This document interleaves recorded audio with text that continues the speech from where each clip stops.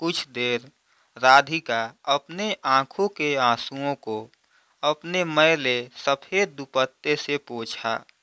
आधे रास्ते में ही राधिका ने आंसुओं को रोकते हुए आंगन में पड़े एकाध बर्तन उठाकर पानी की टंकी के पास जाकर धोने लगी। तभी गांव की शांति काकी की आवाज़ राधिका के कानों में पड़ी। काहे रे, अभी तक कछु खाया पिया है कि ना? हमारी तो इस छोरी के बात पल्ले ना पड़ती।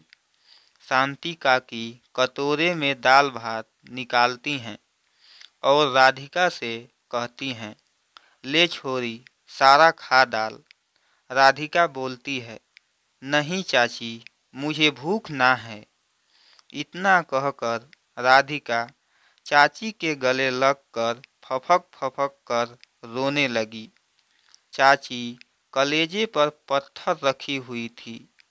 पीछे कुछ दिनों में जो हुआ वो किसे मंजूर था, पर होनी को कौन टाल सकता है।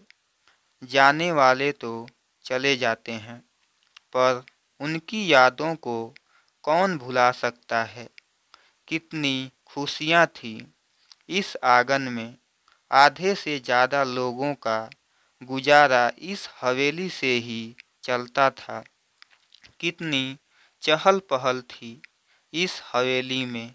बच्चों की किलकारियाँ, चारों तरफ खुशियाँ थी। अच्छा बिटिया, हवेली जाकर आती हूँ, चलती हूँ। शांति चाची की बात का राधिका पर कोई असर नहीं हुआ। चाची अपनी लाठी से लड़खड़ाती हुई चली जाती हैं। राधिका और छोटे बाबू की शादी को अभी कुछ वक्त ही तो हुआ था।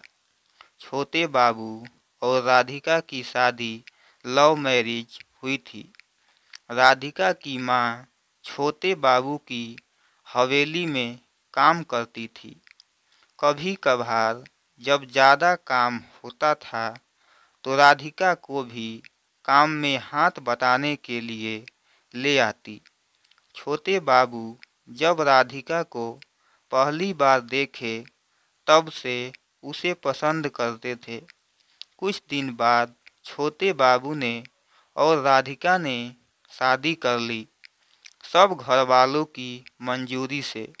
सब बहुत खुश थे, सब अच्छा चल रहा था। छोटे बाबू को किसी काम के लिए शहर से बाहर जाना था। राधिका ने कहा था, मेरा मन घबरा रहा है, आज आप कहीं मत जाओ। छोटे बाबू बोले, मुझे कुछ नहीं होगा, तुम्हारा प्यार मेरे साथ है और मैं कल तक आ जाऊंगा। छोटे बाबू शहर के लिए निकल जाते हैं। रास्ते में उनका एक्सीडेंट हो जाता है और वो हमेशा के लिए राधिका को छोड़कर चले जाते हैं।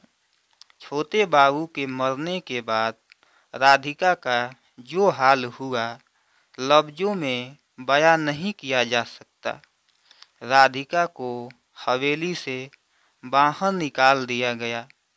उसके पास जो कुछ छोटे बाबू के दिए उपहार और गहने कपड़े सब छीन लिए गए। शमशान घाट पर बैठी राधिका छोटे बाबू को देख रही थी। तब शांति चाची राधिका को अपने साथ समझाकर बुला लाई थी।